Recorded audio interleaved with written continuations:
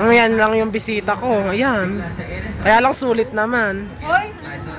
Oo, tita mo naman ay mga bisita ko. Sulit yung handa natin.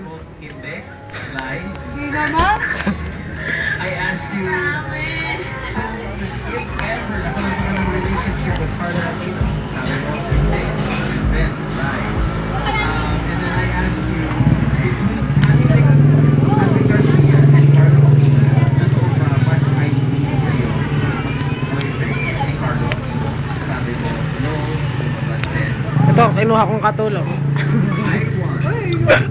Ganda no? Ako magbibigay ng 2 taong dito guys. Kailangan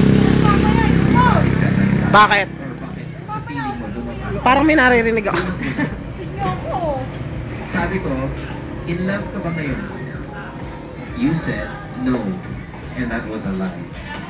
Can you explain, taong bayan, what lie ang lumabas sa in love? Siguro I was.